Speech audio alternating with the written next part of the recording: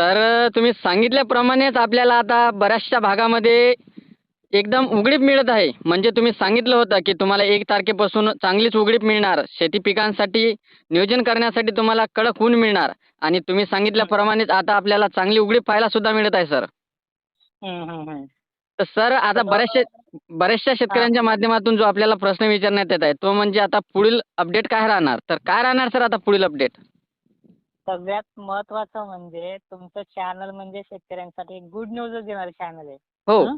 बरोबर. आणि माझ्या हिशोबाने आजची जी रेकॉर्डिंग आहे ना, जे आत्तापर्यंत आपण अंदाज दिले नाहीत, तशी ती त्यापेक्षा खूप भारी असणार आहे. ती फक्त बरोबर सर. शेवटपर्यंत मला तुम्हाला काही प्रश्न सुचले तर प्रश्न मांडा. मी माझ्या पद्धतीने जसं बोलतोय तुम्हाला. हो, हं. हो, हो, हो.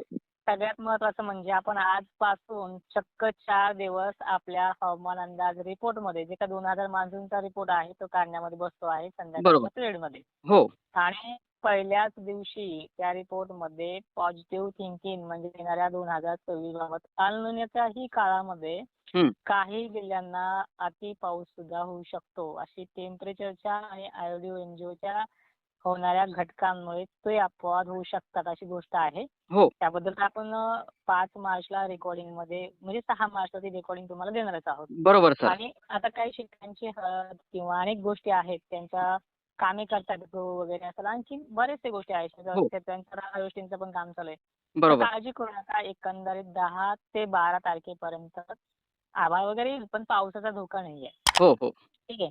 आणि बरोबर. काही भाग म्हणजे पश्चिम महाराष्ट्रात तर चक्क हा महिना जवळपास बरेच दिवस विश्रांती मिळते. म्हणजे अर्ध्याहूनही जास्त. हो, त्यामुळे पावसाचा विषय नाहीये. बरोबर.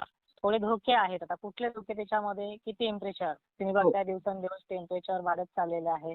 आणि टेम्परेचरचा तर उष्णतेचे सुद्धा प्रमाण जे आहे ते 5 मार्चपासून ते चक्क 10 मार्चपर्यंतही अतितीव्र राहू शकतं. हो, हां, उष्णतेचा कडाका जो आहे ना, तर काही जिल्ह्यांना खूपच भयंकर आहे. त्या जिल्ह्यांची नावं बघा पहिले. बरोबर. गोंदिया, हिंगणघाट, वर्धा, अकोला, अमरावती, बुलढाणा जिल्हा, जालना जिल्हा, हिंगोली, नांदेडसह लातूर सुद्धा आहे, बीड जिल्हा पण आहे, अहिल्यानगर पण आहे. हो, आणि त्या पाठोपाठ अतितीव्रमध्ये जळगाव, धुळे, नंदुरबार, शहादा, छत्रपती संभाजीनगर आहे पण थोडं निळेमध्ये आहे.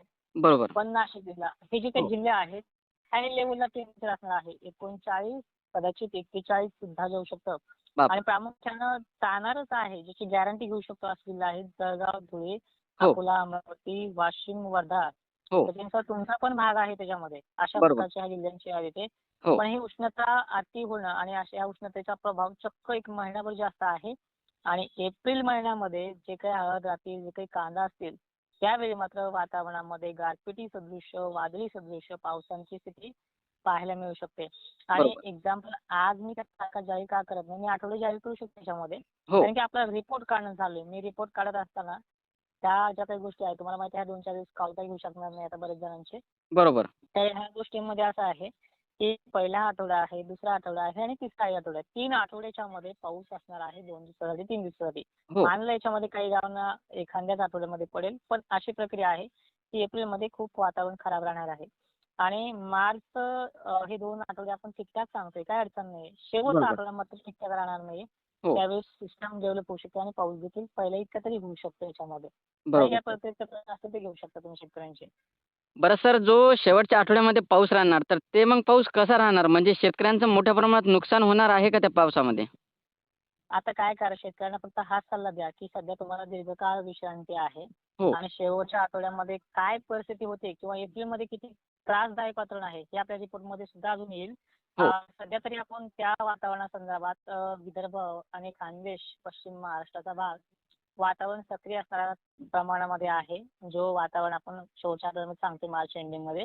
हो, तर सध्या काही घाबरण्यासारखी स्थिती नाही. तुमची कामे करा आणि महत्त्वाचं हे आहे की रिपोर्ट येणं सुद्धा गरजेचं होतं. ते रिपोर्ट आता येते आपला 5 मार्चला. त्या बरोबर. रिपोर्टमध्ये आजही सांगते तुम्हाला की विदर्भ, मराठवाड्याला तरी पावसाची कमतरता राहणार नाही. ह्या पहिल्या रिपोर्टचा अपवाद निघालेला आहे. हो, आणि तसे असे 4 दिवस 4 रिपोर्ट निघतील. त्याचं कंपॅरिझन 4 तारखेला होऊन जाईल संध्याकाळी. 3 हो, दिवसात 3 रिपोर्ट असतात ते. आणि बरोबर. 4थ्या रिपोर्टमध्ये त्याचं कंपॅरिझन होऊन जाईल आणि व्हिडिओ स्वरूपामध्ये तो रिपोर्ट सादर करण्यात येईल 5 मार्च रोजीला. जो हो, आपण 3 वर्षापासून 5ला रिलीज करत असतो मान्सूनचा. टक्केवारी किती राहू शकते. आता अल निनोचं सावध, दुष्काळ अशी भाष्य होत आहे सोशल मीडियावरती. बरोबर. पण याच्यामध्ये आपल्याला काय साध्य होऊ शकतं किंवा खरंच त्या लेवलचा पाऊस नाही का, दुष्काळ आहे का, असे बरेचसे शेतकऱ्यांना प्रश्न पडले. तर ह्या प्रश्नासंदर्भामध्ये सगळे उत्तर तुम्हाला 6 मार्चला मिळेल. आता मात्र मला त्रास देऊ नका दोन 4 दिवस. नक्की तुम्हाला त्याची पूर्ण माहिती देईल. पण हं, हां, एक सतर्क राहा. एप्रिल महिना खतरनाक आहे. गारपीट वगैरे, विजांचा धोका वगैरे नक्की आहे याच्यामध्ये. बरोबर सर. हं. बरं काही सर, प्रमुख प्रश्न असतील? एक हं. शेतकऱ्यांच्या माध्यमातून वारंवार हे प्रश्न विचारण्यात येत आहे. पुढील अपडेटमध्ये दिले तरी चालेल. परंतु जो शेतकऱ्यांचा प्रश्न आहे तो म्हणजे सर, पुढचे जे काही महिने आहे म्हणजे आता मार्च, एप्रिल आणि मे, तर या हं, हं. कालखंडातनी मग गारपिटीची शक्यता राहणार का? कारण की बऱ्याचशा शेतकऱ्यांचे गहू पीक आहे, हरभरा पीक आहे मागील आणि कांदा पीक सुद्धा आहे. तर त्या शेतकऱ्यांचे आपल्याला मी खूप. तुम्हाला मी तुम्हाला थोडक्यात म्हणजे काय तुम्हाला पटेल अशा शब्दामध्ये सांगतो. हो, मेमध्ये शेवटच्या आठवड्यामध्ये वातावरण वादळी पावसाचं आहे. ते हो, शेवटी 2-3 तारखेच्या शेवटच्या तारखेला येऊ शकतं म्हणजे 28 असेल, 29 असेल वगैरे गोष्टी. हो, पण हो. वातावरण खराब होणार आहे 22 पासून पुढे. एक 22 4-5 पासून दिवस पुढे. वातावरण आहे. हो, पहिल्या वातावरणाचं वातावरण राहू शकतं. जिल्हे पण तेच असू शकतात त्याच्यामध्ये. रिपोर्टमध्ये ते उद्या परदेशी येऊन जाईल तुम्हाला. हो. आणि प्रामुख्याने सांगायचं म्हटलं की एप्रिल तुम्ही समजता त्या पद्धतीचा आहे. मे बरोबर. सुद्धा शेवटचे 2 आठवडे जे आहेत त्या पद्धतीचे आहे. एप्रिल हो, खतरनाक आहे. सगळ्यात महत्त्वाचा. एकेकाळी असं वाटेल काही-काही जिल्ह्यांना की पावसाळा सुरू झाला काय? त्या पद्धतीचा आहे म्हणजे आहे हो. त्यामध्ये. बरोबर. आणि जे रिपोर्ट आपले मान्सूनचे निघतात, एक महत्त्वाचा विषय तो पण घेऊया त्याच्यामध्ये, हो, की जून, जुलै आणि जवळपास ऑगस्टही थोडाफार कमी अधिक प्रमाणामध्ये हा तुम्हाला दुष्काळ वाटू लागेल आणि बरोबर. तेच आपल्याला टॉर्चर करणारा महिना असेल इतरांच्या माध्यमातून. बरोबर सर. जूनमध्ये पेरण्या होतील शेवटच्या आठवड्यामध्ये, जे रेग्युलर चालते, रेग्युलर सुद्धा आहे. हो, जुलैमध्ये मध्यम पाऊस पडणं, आता अल निनोचा सावट असल्यामुळे ढगांची संख्या कमी येणार. पण रिटर्न मान्सून जो आहे ना, तो विहिरी भरल्याशिवाय राहणार नाहीये. उष्णतेचा अतिप्रभाव आणि जवळ असलेला अरबी समुद्र असेल, हिंदी महासागर असेल, इथे होणाऱ्या वातावरण बदलामुळे आयोडीन सिंगल फेजमध्ये, 2 फेजमध्ये जाणं ह्या गोष्टी आहेत.